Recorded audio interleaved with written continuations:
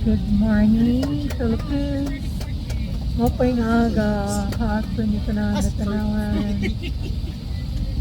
Magandang umaga sa lahat. Kami finally nandito na sa loob ng plane. Alis na. Na-cancel kagabi due to technical problem. So, hopefully ito na makancel.